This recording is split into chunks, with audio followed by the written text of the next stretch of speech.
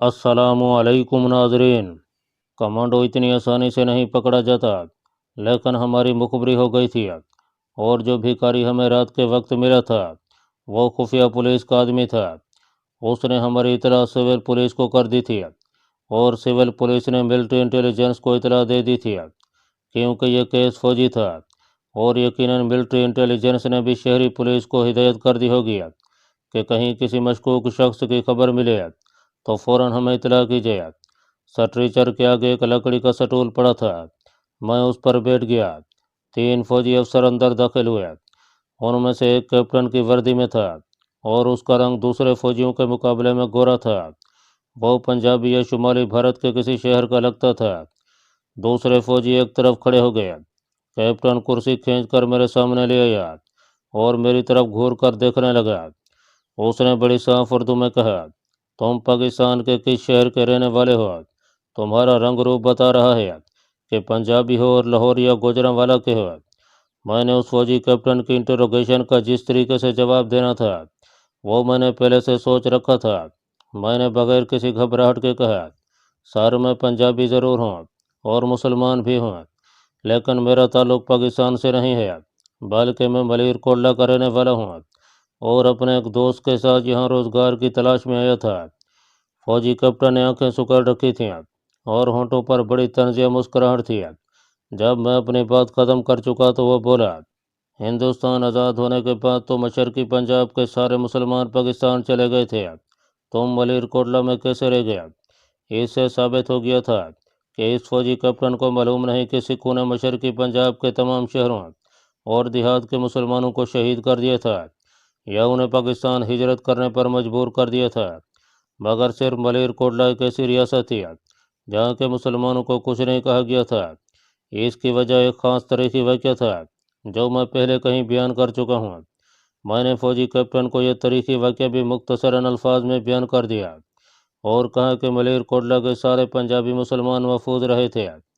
मेरे माँ बाप बचपन में ही फौत हो गए थे। मैं चचा के यहाँ रह रहा था। खरात का थोड़ा बहुत काम सीखा था, मगर चाचा मुझसे नौकरों से भी बदतर सलूक करते थे। आखिर मैंने अपने दोस्त के साथ मिलकर प्रोग्राम बनाया कि जनूबी भारत चलकर काम तलाश करते हैं। हमने सुना था कि जनूबी भारत में रोज़गार आम मिल जाता है।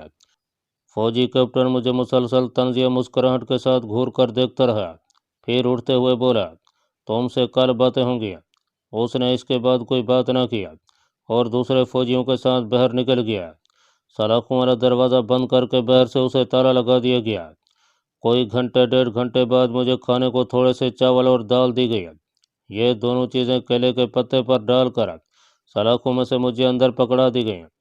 मैं सोचने लगा कि या तो इस शुमाली भारत के फौजी कैप्टन ने मेरी बात का यकीन कर लिया है या फिर ये इंतहाई यार शख्स है और मुझे कश्मीरी कमांडो साबित करने के लिए इसके पास कोई हतमी सबूत मौजूद है।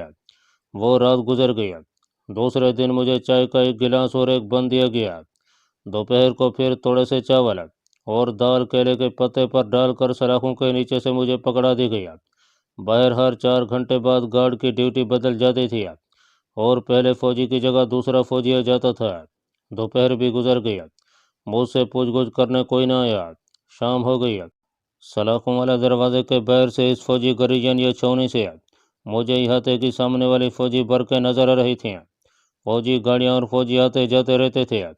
शाम के वक्त बरकों की बत्तियाँ रोशन हो गई थीं। मैं सोचने लगा कि मुझसे अभी तक इंटरोगेशन क्यों नहीं की गई। जब रात हो गई तो वही इंडियन फौजी कैप्टन 2 फौजी सिपाहियों के साथ अंदर आ गया। कुर्सी खींचकर मेरे सामने बैठ गया। उसने जेब से सिगार निकाल कर सुलगाया। एक सिगार मुझे भी पेश किया। मैंने शुक्रिया के साथ कहा, मैं सिगार नहीं पीता। उसने सिगार के जेब में रख लिया और कुर्सी के साथ टेक लगाकर बड़े इत्मीनान से बैठ गया और मेरी तरफ मुसलसल घूरते हुए बोला, तो तुम यहाँ रोज़गार की तलाश में अपने दोस्त के साथ आए थे? जी हाँ सर, मैंने बड़े भोले भाले अंदाज में जवाब दिया।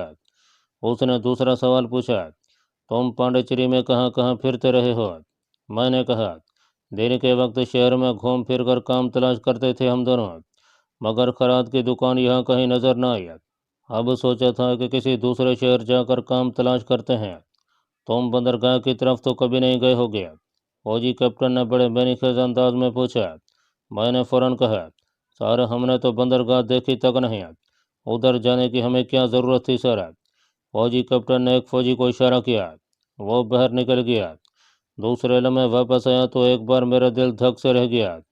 اس کے ساتھ وہی بوڑھا انگریز سیاہ اور اس کی بیٹی الزبتھ تھی، جو مجھے پانڈیچری کی ڈیونگ کلب میں ملے تھے۔ دونوں باپ بیٹی اندر آ کر کرسیوں پر بیٹھ گئے۔ فوجی کیپٹن نے مجھ سے پوچھا، ان لوگوں کو پہچانتے ہو؟ میں نے صاف انکار کر دیا، سوائے انکار کرنے کے میں کچھ اور کر بھی نہیں سکتا تھا۔ فوجی کیپٹن نے بوڑھے انگریز سے ہندوستانی میں پوچھا، کیا آپ اسے پہچانتے ہیں؟ بوڑھے انگریز نے انگریزوں والی اردو بولتے ہوئے کہا، میں اسے پہچانتا ہوں، وہ نوجوان ہے جو ڈیونگ کلب کے ریستوران میں مجھے اور میری بیٹی کو ملا تھا، اور اس نے ہمارے ساتھ سمندر میں غوطہ خوری بھی کی تھی۔ یہ بڑا ماہر غوطہ خور ہے، اور اس نے ہم سے آکسیجن ماسک کی ڈیوریشن کے بارے میں بھی پوچھا تھا کہ کیا کوئی ایسا آکسیجن ماسک بھی ہے جس کو پہن کر آدمی سمندر کے اندر زیادہ سے زیادہ دیر تک رہ سکے۔ پھر تم لوگوں نے اسے کیا بتایا تھا؟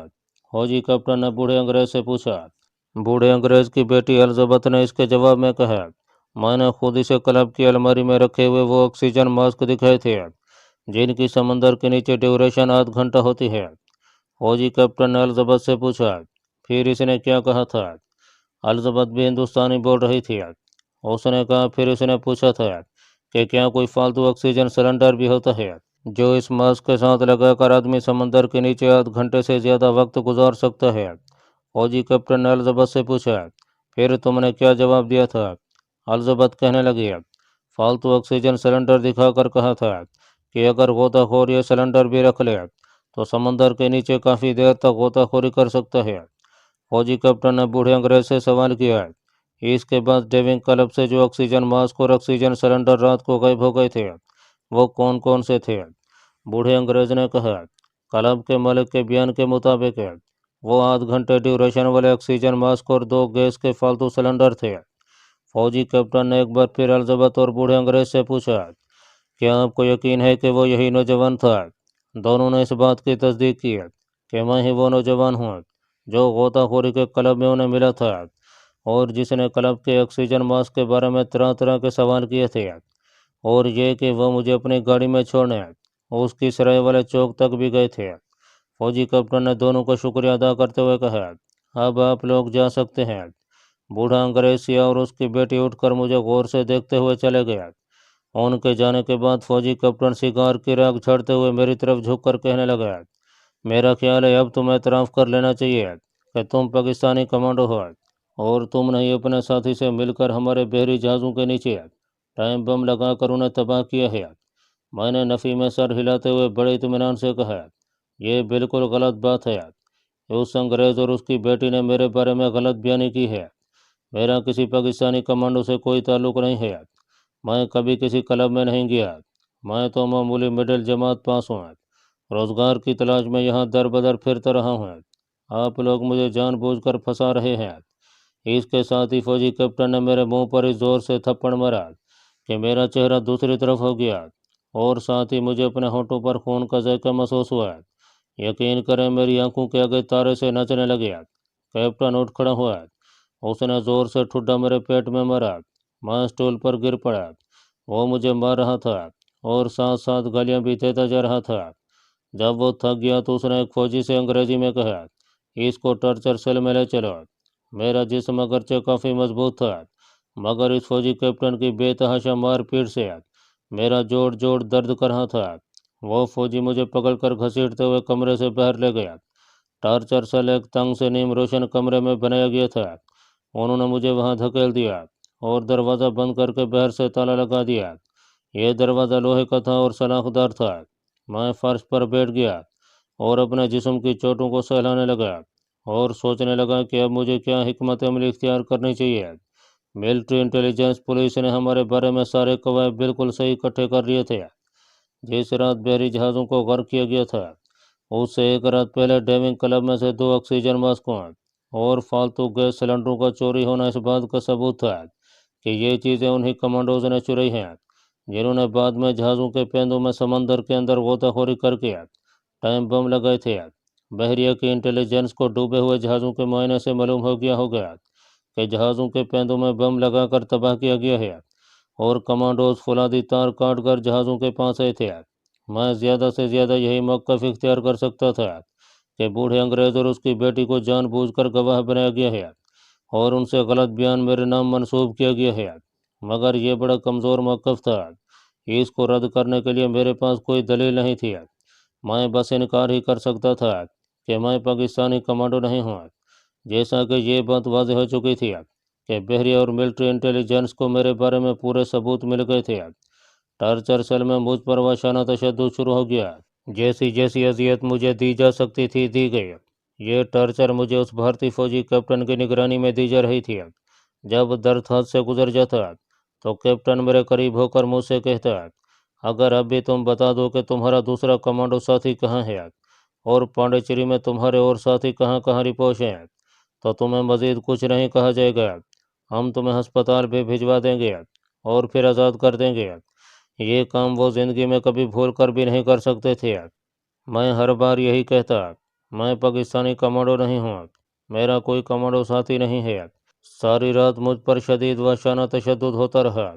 कभी मेरी कमांडो ट्रेनिंग मुझे तशद्दुद की अजियत से कुछ देर के लिए निजात दिला देती है और कभी तशद्दुद की तकलीफ मेरी ट्रेनिंग के हदूद से आगे गुजर जाती है और मुझ पर वाकई नीम बेहोशी तारी हो जाती थी। मुझ पर जिस किस्म का तशद्दुद किया गया और जैसी अजियत दी गई, मैं इसकी तफसीलात में नहीं जाना चाहता। बस यूँ समझ लें कि एक मुर्दा बेजान जिस्म अनाटोमी के डॉक्टरों के हवाले कर दिया गया था और वो उसकी चीर फाड़ कर रहे थे। अगर कुछ ख्याल रखा जा रहा था तो सिर्फ इस बात का कि मैं मर न जाऊँ और मेरी सांस की आमद और रफ्त बहाल रहे। ये रियायत भी मुझे इसलिए दी गई थी कि वो मुझसे अपने मतलब की मालूमात हासिल करना चाहते थे, जिसमें वो अभी तक नाकाम रहे थे।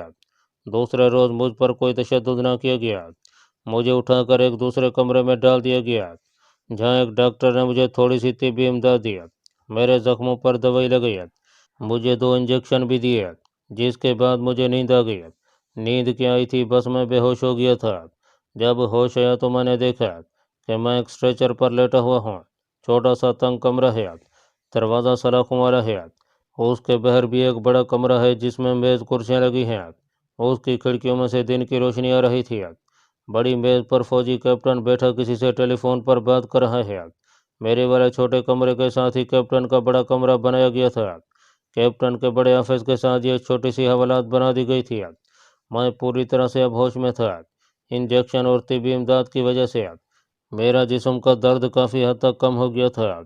मैंने स्ट्रेचर पर लेटे लेटे अपने कान कैप्टन की बातों पर लगा दिया। वो अंग्रेजी में किसी से कह रहा था, तुम लोग बिल्कुल निकम्मे हो, तुम इस लायक नहीं हो कि तुम्हें मिलिट्री इंटेलिजेंस में रखा जाए। जब पुलिस और फौज ने सारे शहर की नाकाबंदी कर रखी है तो इस पाकिस्तानी कमांडो का दूसरा साथी क्यों नहीं पकड़ सके? वो इतनी जल्दी शहर से कैसे भाग सकता है? हाँ हाँ, मैं कुछ नहीं जानता। मिलिट्री इंटेलिजेंस की डिफेंस ब्रांच का सीनियर ऑफिसर मेजर शरद दीवान 2-1 रोज़ में खुद यहाँ मामले की तफ्तीश के लिए पहुँच रहा है।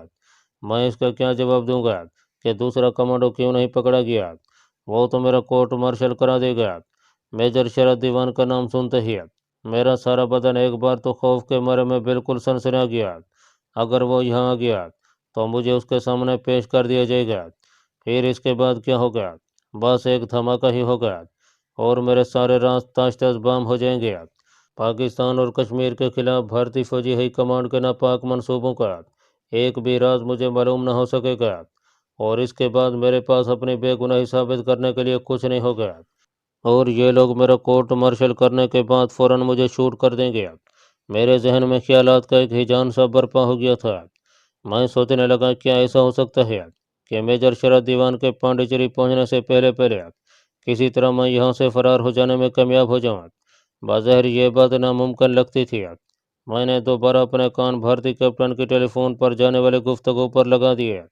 वो फ़ोन पर कह रहा था, मैं तुम लोगों को सिर्फ कल के दिन की मोहलत देता हूँ। हो सकता है नागपुर से मेजर शरद दीवान परसों शाम को हेडक्वार्टर पहुँच जाए। अगर कल तक तुम लोगों ने दूसरे मफरूर कमांडो को न पकड़ा तो मैं तुम दोनों को क्वार्टर गार्ड में बंद कर दूंगा। और उसने टेलीफोन बंद कर दिया और बुड़बुड़ाते हुए अंग्रेजी में गालियां देने लगा।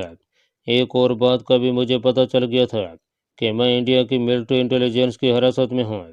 यही वजह थी कि नागपुर से मेजर शरद खुद पकड़े गए कमांडो से पूछगछ करने आ रहा था। मेरी समझ में वहां से फरार की कोई तरकीब नहीं आ रही थी। दरवाज़ा हर वक्त मकफल रहता था। एक फौजी हर वक्त दरवाजे के बाहर खड़ा रहता था। अगर किसी तरह से मैं उस फौजी हवालात से निकल भी जाऊँ तो आगे कैप्टन का कमरा था। उस कमरे के बाहर भी गार्ड हर वक्त होती थी। उसके बाद मिलिट्री के गरीजन छावनी या हेडक्वार्टर का इलाका था, जहाँ से मेरे जैसे खतरनाक कमांडो का फरार हो जाना नामुमकिन था। लेकिन मेरा वहाँ से फरार होना इंतहाई ज़रूरी हो गया था, सिर्फ मेरे लिए ही नहीं बल्कि कश्मीर की काज और पाकिस्तान की सलामती की खातिर मेरा वहाँ से फरार होना ज़रूरी था। मैंने स्ट्रेचर पर लेटे लेटे आंखें बंद कर ली और सोचने लगा कि यहाँ से किस तरह फरार हो सकता हूँ। इन इंडियन फौजियों ने मेरी तलाशी लेते वक्त मेरे पास जितने रुपए थे वो निकाल लिए थे और मेरी घड़ी भी अपने कब्जे में कर ली थी। अब मेरे पास सिवाय 3 कपड़ों यानी पतलून, कमीज और पुरानी जैकेट के और कुछ नहीं था।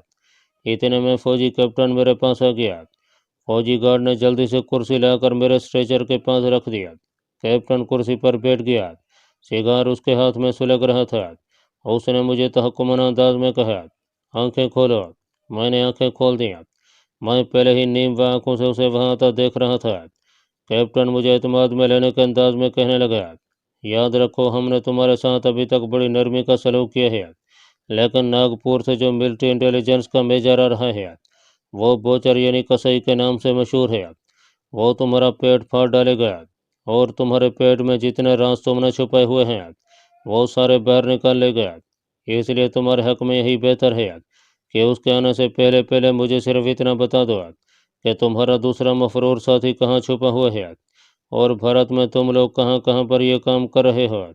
मैं तुमसे एक बार फिर वादा करता हूँ कि मैं तुम्हारी जान बचा लूँगा और तुम्हें यहाँ से बर्मा के शहर रंगून भिजवा दूँगा। वहाँ से तुम बड़ी आसानी के साथ पाकिस्तान जा सकोगे। मैंने कहा, सर मैं बेगुनाह हूँ, मैं पाकिस्तानी कमांडो नहीं हूँ।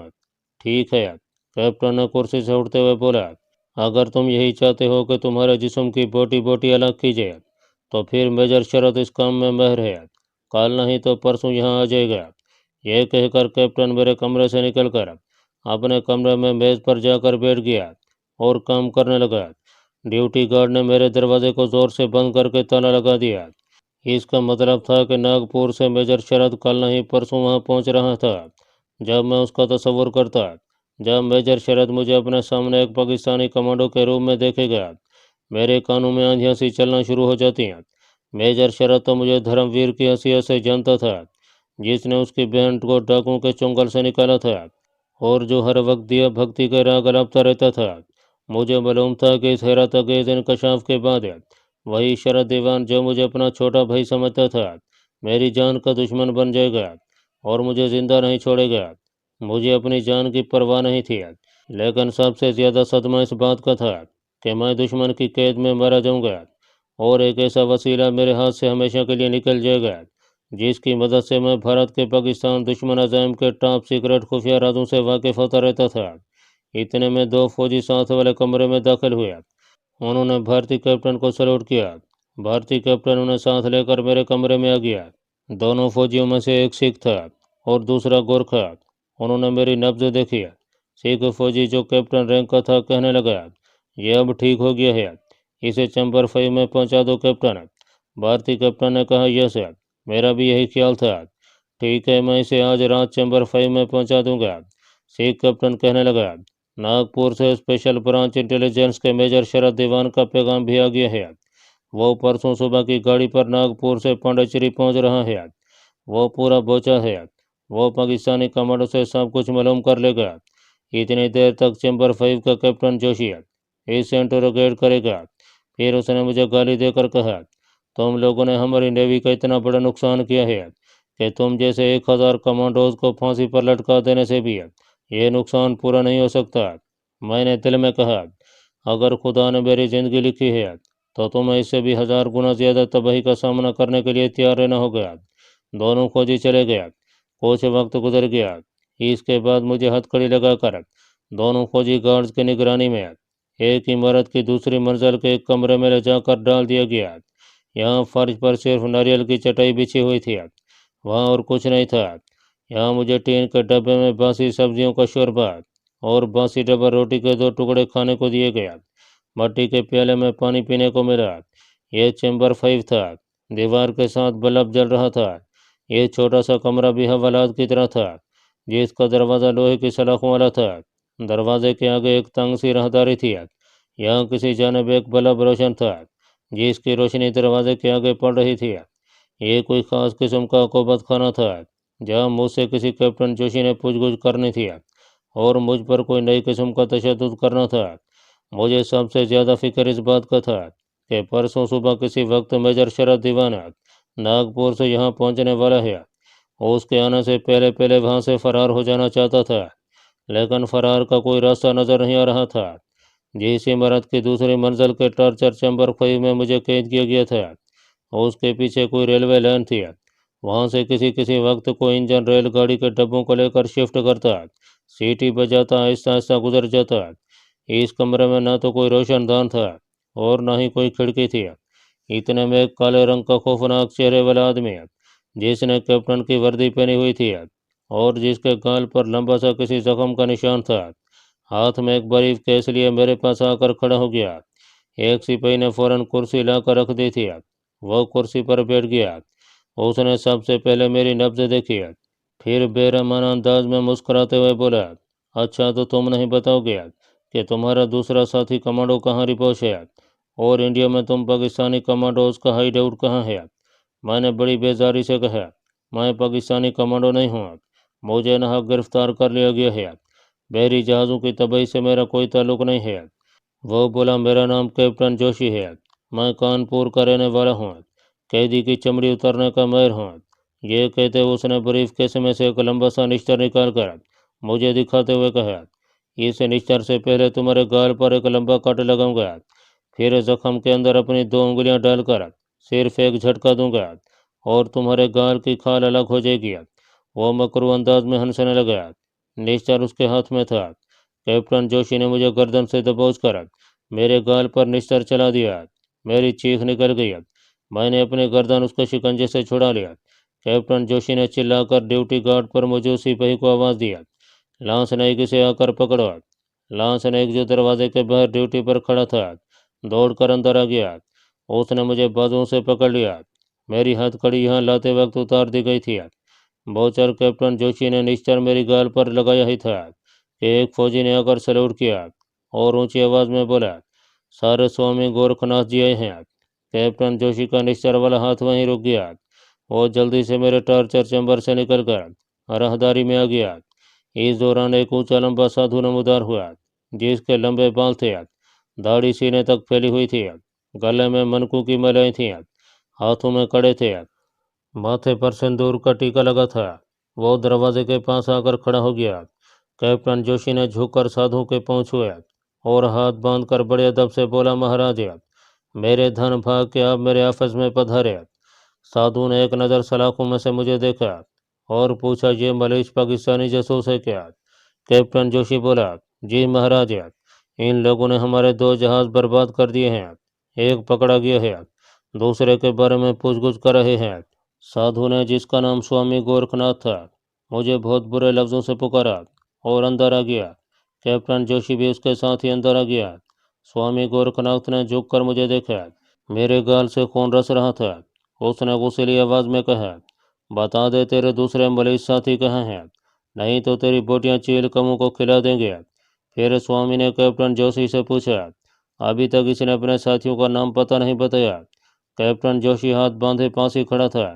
कहने लगा, महाराज अभी बता देगा, मैंने अपना ऑपरेशन अभी शुरू नहीं किया। स्वामी गोरखनाथ ने अपना हाथ आगे करके कैप्टन जोशी के सर पर रखा और कहा, बालक, हम गोरखनाथ का एक मंत्र पढ़कर इस मरीज पर फूकेंगे।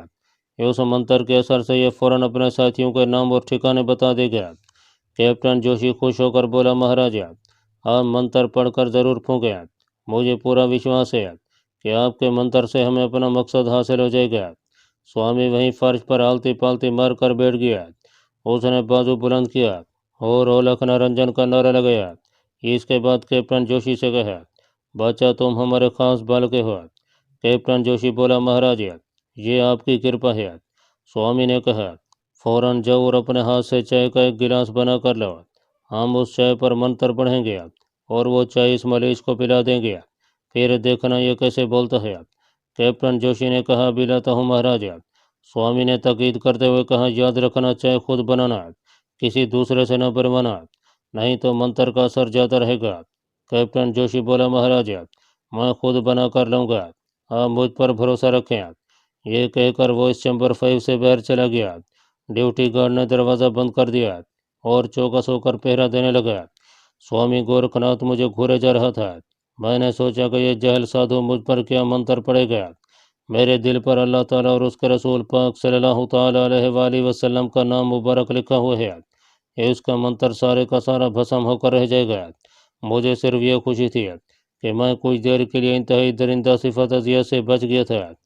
میرے نزدیک یہ کوئی فراڈیا سادھو تھا جس نے بھارت کے فوجی کیپٹن کو الو بنا رکھا تھا۔ سوامی گورکھ ناتھ نے اپنے چھوٹے سے کھدر کے تھیلے کو، جو اس کی بغل میں لٹک رہا تھا، کھولا اور ایک نظر دروازے کے باہر کھڑے فوجی کیپٹن کی طرف دیکھا۔ پھر تھیلے میں سے کپڑے میں لپٹی ہوئی کوئی شے بڑی تیزی سے نکالی اور اسے میرے ہاتھ میں تھماتے ہوئے بولا، اسے فوراً کہیں چھپا لو۔ میری سمجھ میں کچھ نہ آیا کہ یہ سادھو کیا کر رہا ہے۔ میں اٹھ کر بیٹھ گیا۔ سوامی گورکھ ناتھ نے انتہائی درست مگر دبی آواز میں کہا، آدمی ہو کہ جانور، اسے چھپا لو جلدی۔ میں نے رومال میں لپٹی ہوئی شے جلدی سے اپنی پتلون کی جیب میں چھپا لیا۔ اسے پکڑتے ہوئے مجھے معلوم ہو گیا تھا کہ یہ ایک چھوٹا سا پستول ہے۔ صورتحال ایک دم تبدیل ہو گئی تھی۔ سوامی گورکھ ناتھ اونچی آواز میں منتر پڑھنے لگا۔ ایک بار منتر پڑھ کر اس نے میرے قریب آ کر میرے سر پر پھونک ماری اور ایسا سے کہا، اس میں ایک خط بھی ہے، اسے پڑھ لینا، اور وہ منتر پڑھنے لگ گیا۔ دروازے کے باہر جو انڈین لانس نیک ڈیوٹی پر کھڑا تھا، اس کا منہ سامنے کی طرف تھا، ہماری طرف اس کی پوچھ تھی۔ اتنے میں کیپٹن جوشی چائے کا پیالہ ہاتھ میں لیے آ گیا۔ سوامی جی نے خوش ہو کر کہا، شاباش، لا پیالی لا کر رکھ دے، بس سمجھ لے کہ تیرا کام ہو گیا جوشی۔